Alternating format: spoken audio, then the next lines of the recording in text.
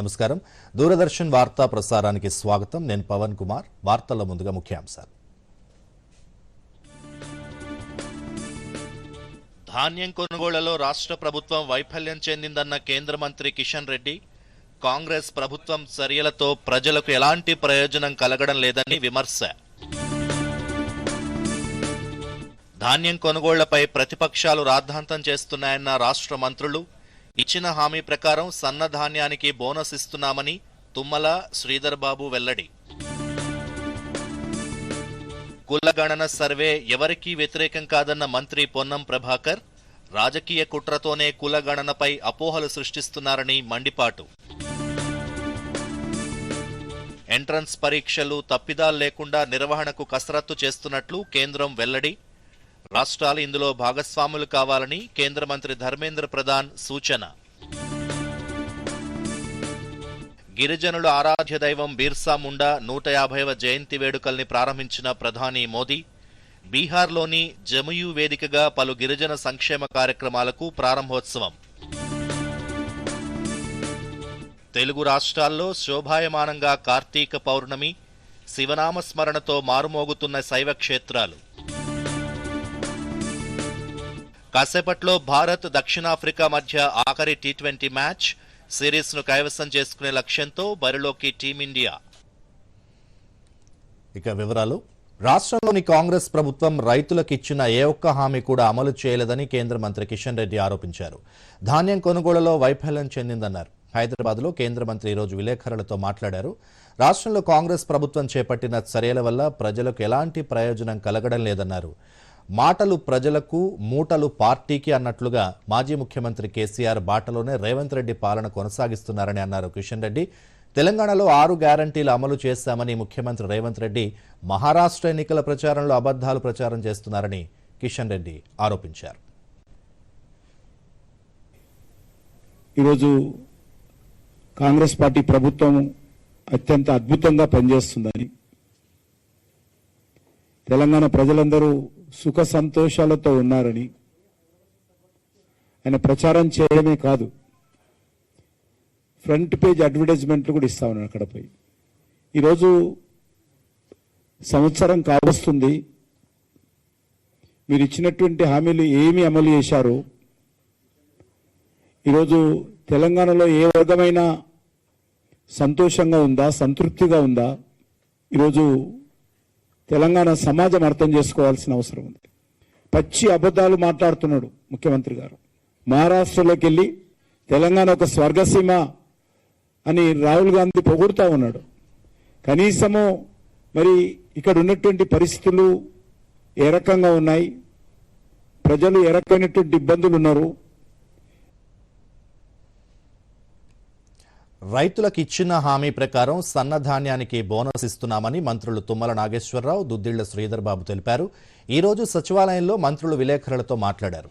రాష్ట్రంలో 66.77 లక్షల ఎకరాల్లో 146 లక్షల మెట్రిక్ టన్నుల ధాన్యం ఉత్పత్తి అయిందన్నారు. రైతులు పండించిన ప్రతి గింజను కొనుగోలు చేస్తామని భరోసా ఇచ్చారు. రైతులు ఎలాంటి ఇబ్బందులు పడకుండా ధాన్యాన్ని సేకరిస్తున్నామని వివరించారు. రాష్ట్రంలో రేషన్ కార్డుదారులకు జనవరి నుండి సన్నబియ్యం సరఫరా చేస్తామన్నారు. గురుకులాలకు కూడా సన్నబియ్యం అందించనున్నట్లు మంత్రులు తెలిపారు. ప్రభుత్వం చేపట్టే ప్రతి కార్యక్రమాన్ని అడ్డుకోవాలని బీఆర్ఎస్, బీజేపీ పక్షాలు చూస్తున్నాయని మంత్రులు ఆరోపించారు. రైతులపై బీజేపీకి ప్రేమ ఉంటే తేమ శాతం నిబంధనలు మార్చాలని కోరారు. గత బీఆర్ఎస్ ప్రభుత్వం ఆర్థిక వ్యవస్థను అస్తవ్యస్తం చేసిందన్నారు. ఆర్థిక కష్టాలున్నా రైతులకు ఇచ్చిన హామీలు నెరవేరుస్తున్నామన్నారు. 500 రూపాయలు తెలంగాణ ప్రభుత్వం బోనస్ ప్రకటించింది. బోనస్ ప్రకటించడానికి కూడా కారణం, పేదలకు ఇచ్చేటటువంటి రేషన్ బియ్యం కూడా రేపు సంక్రాంతి నుండి సన్న బియ్యమే ఇవ్వాలి. అదేవిధంగా సోషల్ వెల్ఫేర్ కానీ, గురుకులాలు కానీ, అన్ని సంక్షేమ హాస్టల్స్ కూడా పిల్లలందరికీ సన్న బియ్యం ఇవ్వాలనేటటువంటి రాష్ట్ర ప్రభుత్వం యొక్క ఆకాంక్ష, కోరిక మేరకి ఈనాడు రాష్ట్ర ప్రభుత్వం బోనస్ ప్రకటించింది. దానివల్ల ఈనాడు సన్న రకాల పంట అధికమైంది. మంచి పంట పండింది, దిగుబడి ఎక్కువ వచ్చింది, ఓపెన్ మార్కెట్లో మంచి ధర ఉంది, రైతుకు రూపాయి వచ్చే కాడ అమ్ముకునే అవకాశం ఇచ్చాము. మేము ఎక్కడా కూడా రిస్ట్రిక్షన్ పెట్టట్లేదు. ఓపెన్ మార్కెట్లో రూపాయి ఇస్తూ అమ్ముకోమని చెప్తున్నాం. పర్చేసింగ్ సెంటర్కి వచ్చిన ప్రతి గింజ కొంటామని చెప్తున్నాం. అది దొడ్డు రకం కావచ్చు, సన్న రకం కావచ్చు, ప్రతి గింజని కొంటాం.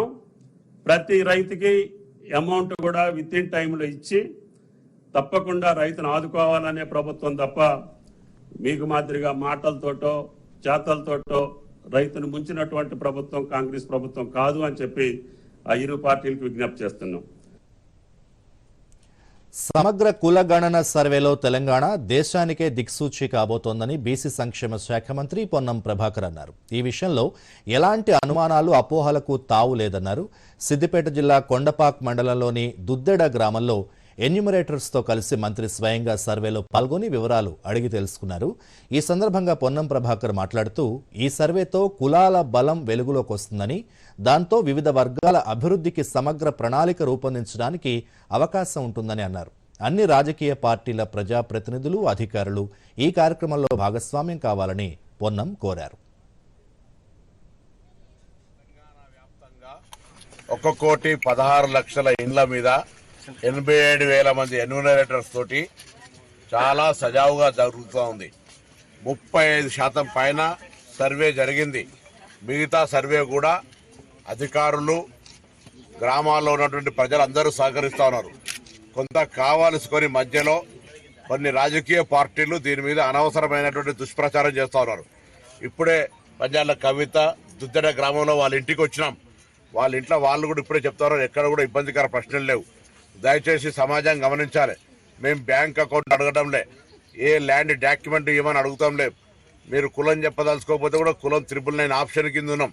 ఇన్ని రకాలుగా ఇచ్చి సమాచారం తీసుకున్నట్టయితే ఈ తెలంగాణలో ఒక కొత్త ప్రణాళికతోటి, ప్రజాపాలనతోటి అందరికీ న్యాయం చేయాలనే ఆలోచనతోటి దేశానికే దిక్సూచిగా జరిగే ఈ సర్వే లోపల అందరూ స్వచ్ఛందంగా పాల్గొనండి. ఎవరైనా మీ ఇంటికి ఎమ్యూనిటీ రాకపోతే పిలుచుకొని మీ వివరాలు అందించండి.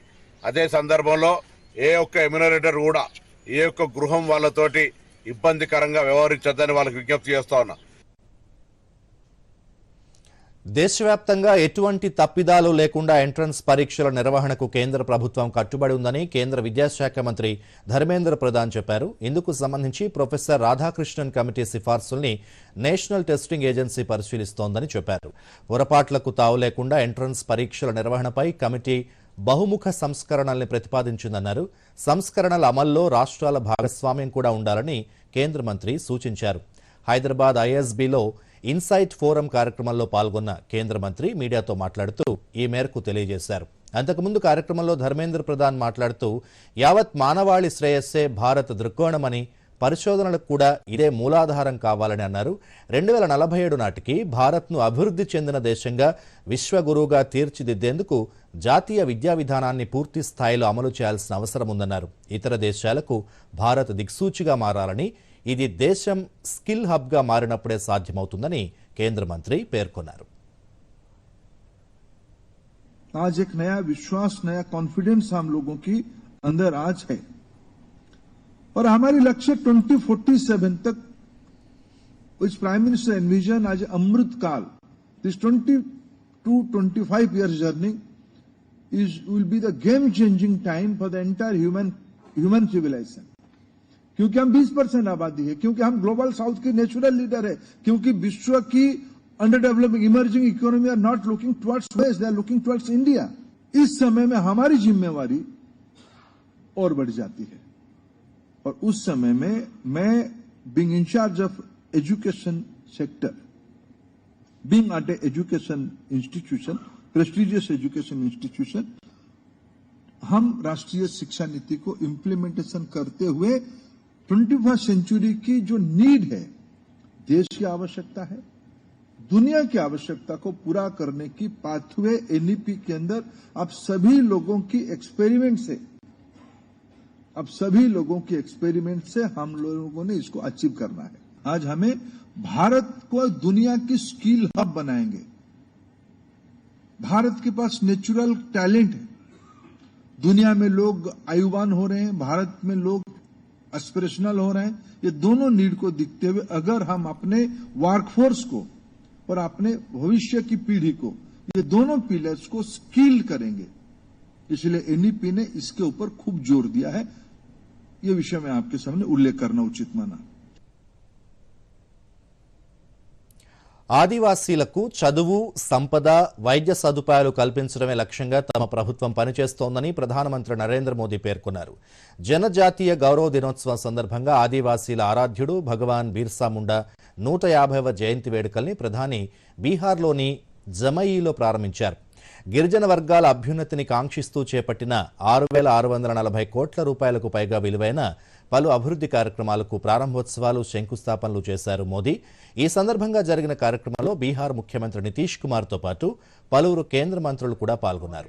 గిరిజన యోధుడు బిర్సా ముండా గౌరవార్థం స్మారక నాణ్యం, తపాలా స్టాంప్ను కూడా ప్రధాని మోదీ ఆవిష్కరించారు.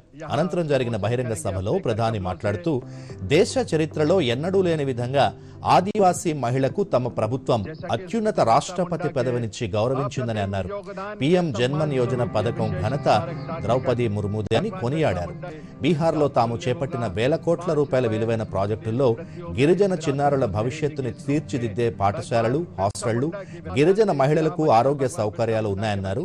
గిరిజన ప్రాంతాల్ని కలుపుతూ వందలాది రోడ్లు నిర్మించనున్నామని ప్రధాని తెలిపారు. 11,000కు పైగా గిరిజన కుటుంబాలకు ఇళ్లు కట్టించామని తెలిపారు. बिहार सरकार के मंत्रीगण संस्कृति हो या फिर सामाजिक न्याय, आज की ये एनडीए सरकार का मानस कुछ अलग ही है। मैं इसे भाजपा ही नहीं बल्कि एनडीए का सौभाग्य मानता हूं कि हमें द्रौपदी मुर्मू जी को राष्ट्रपति बनाने का अवसर मिला। वो देश की पहली आदिवासी राष्ट्रपति है। आज जिस पीएम जनमन योजना के तहत अनेक काम शुरू हुए हैं, उसका श्रेय भी राष्ट्रपति द्रौपदी मुर्मू जी को ही जाता है। इन अति पिछड़ी आदिवासी जनजातियों की पहले की सरकारों ने कोई परवाह ही नहीं की थी। इनके जीवन से मुश्किलें कम करने के लिए ही 24,000 करोड़ रुपए की पीएम जनमन योजना शुरू की गई। पीएम जनमन योजना से देश की सबसे पिछड़ी जनजातियों की बस्तियों का विकास सुनिश्चित हो रहा है। आज इस योजना को 1 साल पूरा हो रहा है। इस दौरान हमने अति पिछड़ी जनजातियों को हजारों पक्के घर दिए हैं। ఇప్పుడు కాసేపు ప్రకటనలు. నాన్న, నేను ఫారెన్ యూనివర్సిటీ నుంచి పోస్ట్ గ్రాడ్యుయేషన్ చేద్దామనుకుంటున్నాను. అవుతుంది. ట్యూషన్ ఫీజ్ అవుతుంది. అకామిడేషన్ అవుతుంది. యూనియన్ బ్యాంక్ ఎడ్యుకేషన్ లోన్ నుంచి అన్నీ అవుతాయి. ఇంతగా కష్టపడ్డాం ఎందుకు నాన్న? అమ్మా, ఇంతలా నేను ఎందుకు కష్టపడుతున్నానంటే ఆకలితో ఎవరూ కూడా కష్టపడకుండా ఉండాలని. మరి మీకు కష్టం వస్తే? క్షేమ సుకృతి క్రాప్ ఇన్సూరెన్స్ 499 రూపాయలతో 100కు పైగా పంటలకు ఇన్సూరెన్స్ చేసుకోవచ్చు. క్షేమ జనరల్ ఇన్సూరెన్స్. కార్తీక పౌర్ణమి సందర్భంగా తెలుగు రాష్ట్రాల్లోని శైవ క్షేత్రాలకు భక్తులు పోటెత్తారు. ఆలయాల్లో పూజలు, అభిషేకాలు జరిపారు. శ్రీశైలం, మహానంది, కీసరగుట్ట, వేములవాడ, ధర్మపురి తదితర ఆలయాల్లో భక్తుల రద్దీ నెలకొంది. ఆలయాల్లో వత్తులు వెలిగించడంతో పాటు కృష్ణా, గోదావరి నదుల్లో మహిళలు దీపాలను వదిలారు. కీసరగుట్టలో తెల్లవారుజాము నుంచే భక్తులు ఆలయానికి చేరుకుని శ్రీ భవానీ రామలింగేశ్వర స్వామికి ప్రత్యేక పూజలు నిర్వహించారు. శివనామ స్మరణతో శైవ క్షేత్రాలు మారుమోగుతున్నాయి.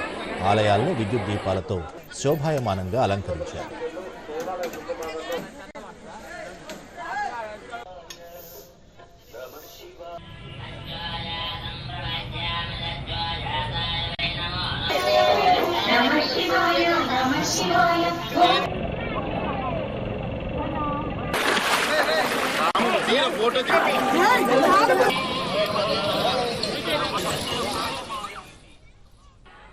మరోవైపు కార్తీక పౌర్ణమిని నల్గొండ జిల్లా వాసులు ఘనంగా జరుపుకున్నారు. జిల్లాలోని సుప్రసిద్ధ శైవ క్షేత్రం పానగల్లు ఛాయా సోమేశ్వర స్వామి ఆలయ ప్రాంగణంలో 365 వత్తులతో కార్తీక దీపాలను వెలిగించి పరమశివుని దర్శించుకున్నారు. అటు కృష్ణానదీ తీరాన ఉన్న వాడపల్లిలో భక్తులు కార్తీక స్నానాలు ఆచరించి నదిలో దీపాలను వదిలారు.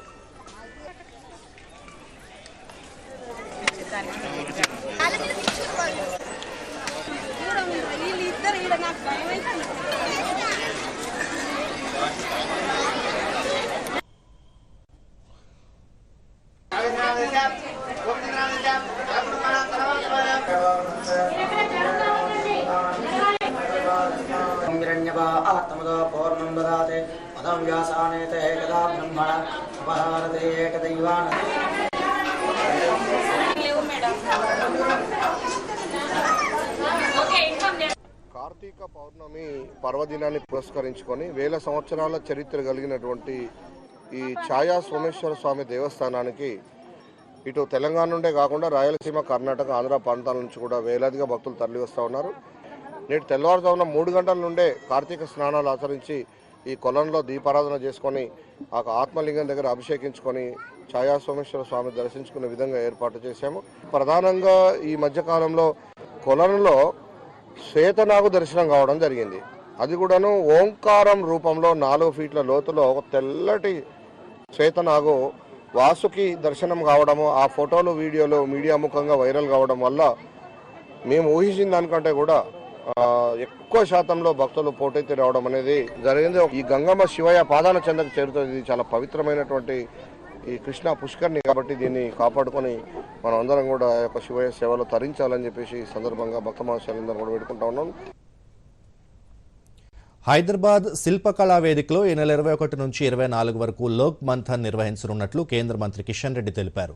హైదరాబాద్లో కేంద్ర మంత్రి ఈరోజు మీడియాతో మాట్లాడారు. నగరంలో ఈ ఏడాదిలో అంతర్జాతీయ సాంస్కృతిక మహోత్సవంగా లోక్ మంథన్ నిర్వహించడం సంతోషంగా ఉందన్నారు. ఈ నెల 21న స్టాళ్లు, సాంస్కృతిక కార్యక్రమాలను మాజీ ఉపరాష్ట్రపతి వెంకయ్యనాయుడు, 22న లోక్ మంథన్ను రాష్ట్రపతి ద్రౌపది ముర్ము ప్రారంభిస్తారని కిషన్ రెడ్డి వెల్లడించారు. అదేవిధంగా 24న జరిగే ముగింపు కార్యక్రమానికి ఆర్ఎస్ఎస్ చీఫ్ మోహన్ భగవత్, కేంద్ర మంత్రులు నిర్మలా సీతారామన్, గజేంద్ర సింగ్ షెకావత్ హాజరు కానున్నట్లు తెలిపారు. ఈ కార్యక్రమానికి కవులు, కళాకారులు, విదేశీ అతిథులు హాజరు కానున్నట్లు కేంద్ర మంత్రి పేర్కొన్నారు.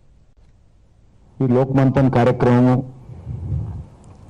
మన భాగ్యనగరంలో జరగడం అనేటువంటిది చాలా సంతోషం. హైటెక్ సిటీలో ఉన్నటువంటి శిల్పకళా వేదికలో 4 రోజుల పాటు ఈ కార్యక్రమం జరుగుతుంది. ఇది అంతర్జాతీయ సాంస్కృతిక మహోత్సవం కింద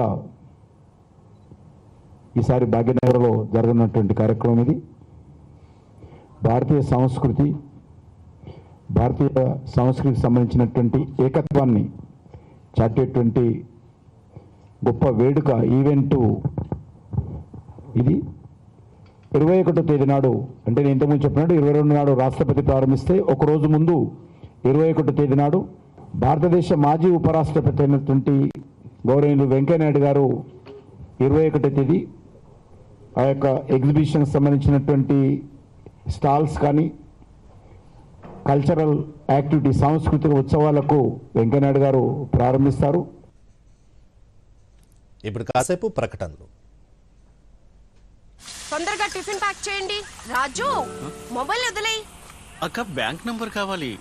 రిఫండ్ రాలేదు. దొరికింది. ఇప్పుడే కాల్ చేస్తానక్క. నెంబర్ గురించి తెలుసుకోకుండా తరచూ మోసగాళ్లు నకిలీ బ్యాంక్ వెబ్సైట్ మరియు మోసపూరిత నెంబర్లతో డబ్బు కాజేస్తారు. మరైతే సరైన నంబర్ బ్యాంక్ అఫీషియల్ వెబ్సైట్ లేదా కార్డ్ పైన. మీరు నన్ను కాపాడారక్క. పని నుండి కాదు, చేస్తాను. ఆర్బీఐ చెబుతుంది, సరైన ఆర్థిక వ్యవహారమే మిమ్మల్ని కాపాడుతుంది.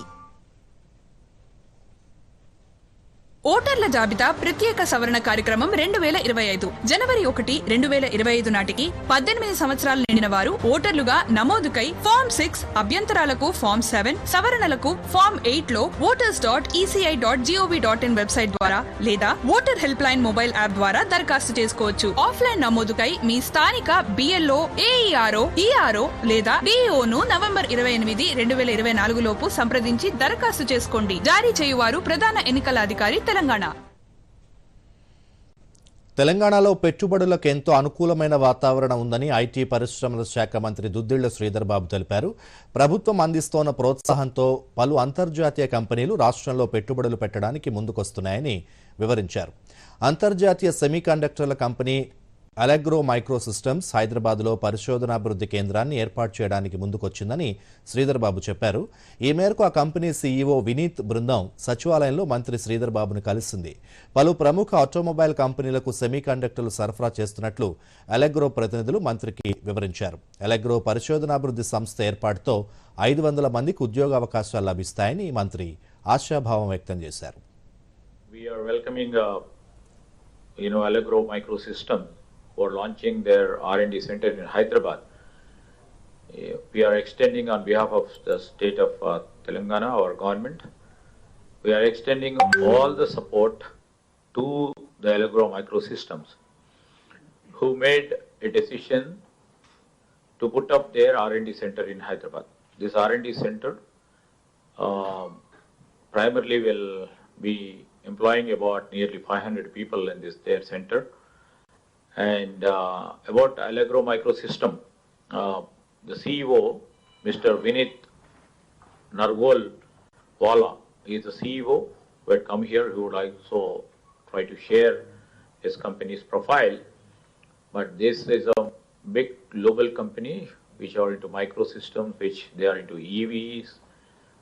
They have a huge presence in EV manufacturing components, and they are also trying to see and explore their existence and their market in the semiconductors arena. Sangareddy జిల్లా కందిలోని జిల్లా కారాగారంలో ఉన్న లగచెర్ల ఘటన నిందితుల్ని బీఆర్ఎస్ కార్యనిర్వాహక అధ్యక్షుడు శాసనసభ్యుడు కె తారక రామారావు పరామర్శించారు. ఈ సందర్భంగా కేటీఆర్ మాట్లాడుతూ లగచెర్ల రైతులకు తగిన న్యాయ సహాయం అందిస్తామన్నారు. వారి కుటుంబాలకు అండగా ఉంటామని తెలిపారు. ప్రభుత్వం కుట్రపూరిత చర్యలకి పాల్పడుతోందని ఆరోపించారు. గతంలో రేవంత్ రెడ్డి ఫార్మా కంపెనీల్ని వ్యతిరేకించి అధికారంలోకి రాగానే మాట మార్చి ఫార్మా కంపెనీలకు 1000 ఎకరాలు కావాలంటున్నారని వివరించారు. రైతుల నిరసనకు రాజకీయ రంగు పులిమారని కేటీఆర్ ఆరోపించారు.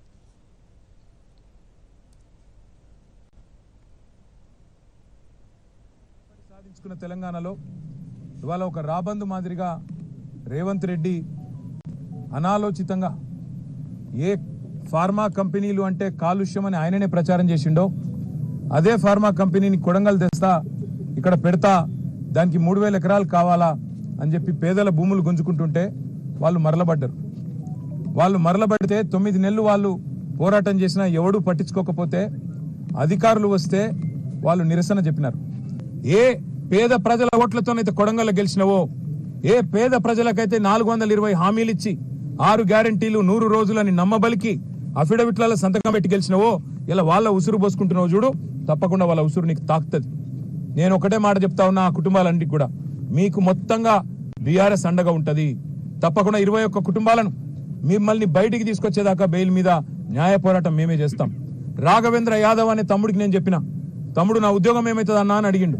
నీ ఉద్యోగం ఏం కాదు, రేవంత్ రెడ్డి మెడలు వంచైనా సరే నీ ఉద్యోగం అవసరమైతే సుప్రీంకోర్టు దాకా కొట్లాడతాం, నీ ఉద్యోగం పోనీయం తమ్ముడు అని చెప్పిన. అట్లాగే మిగతా తమ్ముళ్ళు కూడా ఎవరైతే భయపడుతున్నారో ఇవాళ తిరుపతి రెడ్డి దౌర్జన్యాలకు, పోలీసు వాళ్ళ దురాగతాలకు భయపడుతున్నారో వాళ్ళకు నేను విజ్ఞప్తి చేస్తా ఉన్నా, మిమ్మల్ని ఇంతకంటే పీకేదేం లేదు. ఇప్పటికే కేసులు పెట్టిండ్రు, అటెంప్ట్ మర్డర్ కేసు పెట్టిండ్రు, ఇక జైలు అనేది తెచ్చిపెట్టిండ్రు. కరీంనగర్ జిల్లాలో గురునానక్ దేవ్ మహారాజ్ జయంతి ఉత్సవాలను ఘనంగా నిర్వహించారు. జిల్లా కేంద్రంలోని సిక్కువాడలోని గురుగోవింద్ సాహెబ్ గురుద్వారాలో ప్రత్యేక ప్రార్థనలు నిర్వహించారు. గురునానక్ జయంతి సందర్భంగా నిర్వహించిన ప్రత్యేక కార్యక్రమాల్లో జిల్లా collector Pamela Satpathy, municipal commissioner Chahat Bajpai, civil supply corporation మాజీ చైర్మన్ సర్దార్ రవీందర్ సింగ్ తదితరులు ఈ కార్యక్రమంలో పాల్గొన్నారు.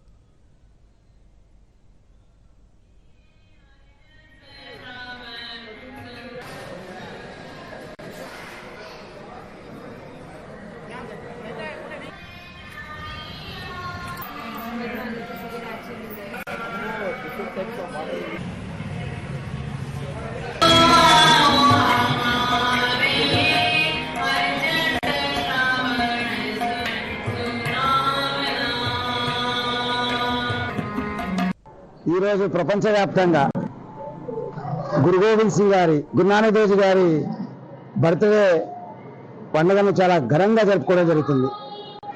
555వ జన్మదినం పురస్కరించుకొని ఈరోజు కరీంనగర్ గోవింద్ నగర్ లో ఉదయం నుంచే కీర్తనలు, మెడికల్ క్యాంపు, మిగతా కార్యక్రమాలు, ప్రజా సేవ కోసం మిగతా కార్యక్రమాలు కూడా చేయడం జరుగుతుంది.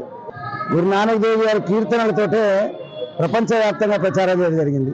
ప్రపంచంలో సిక్కు మతస్థులందరూ కూడా ఈరోజు ఘనంగా జరుపుకుంటున్నారు. ప్రపంచవ్యాప్తంగా వీళ్ళందరికీ కూడా గురునానక్ దేవ్ జీ జన్మదిన శుభాకాంక్షలు తెలుపుతున్నాం. గురునానక్ దేవ్ గారి పుట్టినరోజు వేడుకల సందర్భంగా అందరికీ హార్దిక శుభాకాంక్షలు.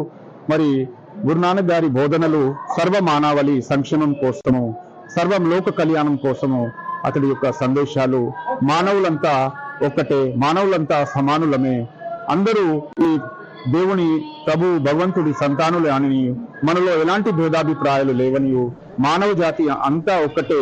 గురునానక్ గారు సేవ, పరోపకారములు, అహింస, భక్తి మార్గం ద్వారా మనము ఆ పరమాత్ముని, అకాల స్వయంభూ పురుషుని పొందవచ్చునని వారి యొక్క విశ్వాసము, నమ్మకము. రైతులకు ఎలాంటి ఇబ్బందులు లేకుండా ధాన్యం కొనుగోళ్లు జరుగుతున్నాయని బీసీ సంక్షేమ శాఖ మంత్రి పొన్నం ప్రభాకర్ తెలిపారు. సిద్దిపేట జిల్లా కొండపాక్ మండలం దుద్దెడ గ్రామంలోని వరి ధాన్యం కొనుగోలు కేంద్రాన్ని మంత్రి సందర్శించారు. రైతులు అధికారులతో మాట్లాడి వరి ధాన్యం తేమ శాతాన్ని పరిశీలించారు. ఈ సందర్భంగా మంత్రి మీడియాతో మాట్లాడుతూ ధాన్యం కొనుగోలుపై కూడా ప్రతిపక్షాలు రాజకీయం చేస్తున్నాయని ఆందోళన వ్యక్తం చేశారు. ప్రభుత్వం రైతు ప్రయోజనాలకి కట్టుబడుందని స్పష్టం చేశారు. సిద్దిపేట జిల్లాలో రైస్ మిల్లర్ల అక్రమాలకు అడ్డుకట్ట వేయడం జరిగిందన్నారు. ధాన్యం కొనుగోలులో అక్రమాలకు పాల్పడితే కఠిన చర్యలు తప్పవని హెచ్చరించారు. రైతులు కొనుగోలు కేంద్రాల్లో ధాన్యం విక్రయించాలని కోరారు. డిఫాల్టర్స్ ప్రభుత్వము రైతుల దగ్గర కొన్న ధాన్యాన్ని మిల్లర్ల దగ్గర పెడితే ఆ మిల్లర్లు ఆ సంబంధిత డబ్బు ఇప్పటి వరకు కట్టని వాళ్ళు ఉన్నారు.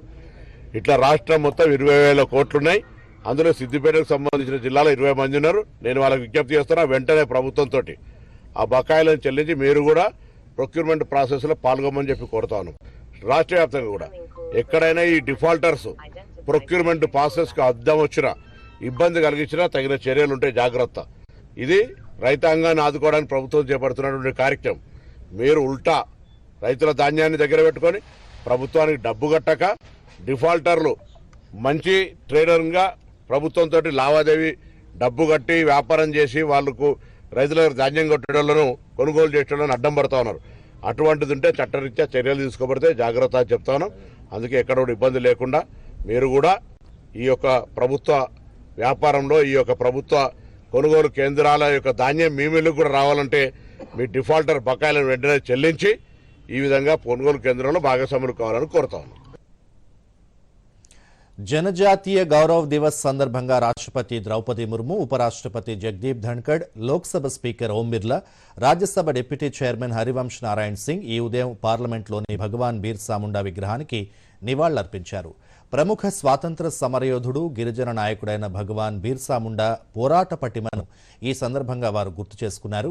ఆధునిక భారతదేశ చరిత్రలో భగవాన్ బిర్సా ముండా 150వ జయంతి వార్షికోత్సవ వేడుకలను జరుపుకోవడం గర్వంగా ఉందని రాష్ట్రపతి ద్రౌపది ముర్ము ఒక సందేశంలో పేర్కొన్నారు. కేవలం 25 సంవత్సరాల వయస్సులోనే వలసవాద దోపిడీకి వ్యతిరేకంగా ఉద్యమించిన యోధుడు బిర్సా ముండా అని కొనియాడారు. గిరిజనుల సామాజిక న్యాయం, ఆర్థిక ప్రయోజనాల కోసం బ్రిటిష్ పాలకులకు, భూస్వామ్య వర్గాలకు వ్యతిరేకంగా ఉద్యమించారని రాష్ట్రపతి గుర్తు చేశారు. బీజేపీ నేతృత్వంలోని మహాయుతి శివాజీ మహారాజ్, వీర్ సావర్కర్ల మార్గాన్ని ఎంచుకుందన్నారు ఆ పార్టీ అగ్రనేత అమిత్ షా. మహారాష్ట్రలో హింగోలీలో ఎన్నికల ప్రచారంలో పాల్గొన్నారు ఆయన. ఈ సందర్భంగా మాట్లాడిన అమిత్ షా మహావికాస్ అఘాడీపై ఆరోపణలు గుప్పించారు. ప్రజాస్వామ్యంలో అహంకారం పనికిరాదని, అందుకు హర్యానా ఎన్నికలే నిదర్శనమన్నారు. ఆ రాష్ట్రంలో కాంగ్రెస్ తుడిచిపెట్టుకుపోయిందన్నారు. ఛత్రపతి శివాజీ మహారాజ్ అనుసరించిన మార్గంలో రాష్ట్రం నడుస్తోందో లేక ఔరంగజేబ్ దారిలో నడుస్తోందో మహారాష్ట్ర ఎన్నికల్లో ప్రజలు నిర్ణయిస్తారన్నారు. ఇదిలా ఉంటే మహారాష్ట్రలో బీజేపీ నేతలు వరుస ప్రచారాలతో హోరెత్తిస్తున్నారు. థానే, నాసిక్లో బీజేపీ అధ్యక్షుడు జేపీ నడ్డా ఎన్నికల ప్రచారం నిర్వహించారు.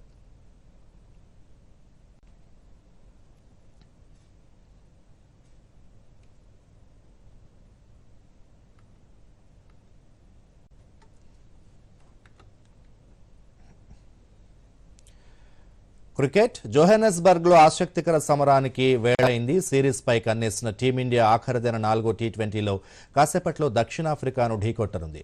2-1 ఆధిక్యంతో సిరీస్ కోల్పోయే అవకాశం లేని స్థితిలో ఉన్న భారత్ రెట్టించిన ఉత్సాహంతో బరిలోకి దిగుతోంది.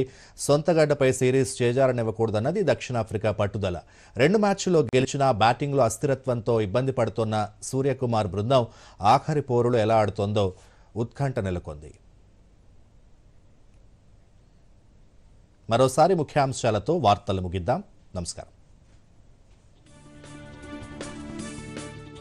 ధాన్యం కొనుగోళ్లలో రాష్ట్ర ప్రభుత్వం వైఫల్యం చెందిందన్న కేంద్ర మంత్రి కిషన్ రెడ్డి, కాంగ్రెస్ ప్రభుత్వం చర్యలతో ప్రజలకు ఎలాంటి ప్రయోజనం కలగడం లేదని విమర్శ.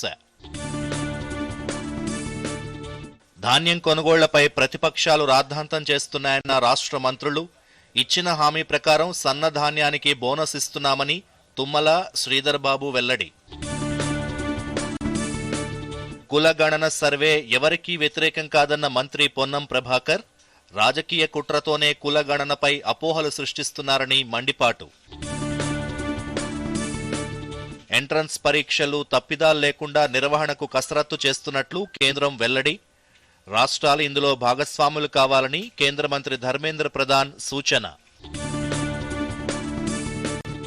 గిరిజనుల ఆరాధ్య దైవం బిర్సా ముండా 150వ జయంతి వేడుకల్ని ప్రారంభించిన ప్రధాని మోదీ, బీహార్లోని జముయు వేదికగా పలు గిరిజన సంక్షేమ కార్యక్రమాలకు ప్రారంభోత్సవం. తెలుగు రాష్ట్రాల్లో శోభాయమానంగా కార్తీక పౌర్ణమి, శివనామస్మరణతో మారుమోగుతున్న శైవ క్షేత్రాలు. కాసేపట్లో భారత్ దక్షిణాఫ్రికా మధ్య ఆఖరి టీ20 మ్యాచ్. సిరీస్ ను కైవసం చేసుకునే లక్ష్యంతో బరిలోకి టీమిండియా. దూరదర్శన్ యాదగిరి వార్తలను ఇప్పుడు సోషల్ మీడియాలో కూడా చూడొచ్చు. యూట్యూబ్ అయితే డిడి న్యూస్ తెలంగాణ, ఎక్స్ వేదికగా అయితే DD news Telangana @DD Yadagiri news, Facebook అయితే డిడి న్యూస్ తెలంగాణలో చూసి సబ్స్క్రైబ్ చేసి లైక్ చేయండి, షేర్ చేయండి.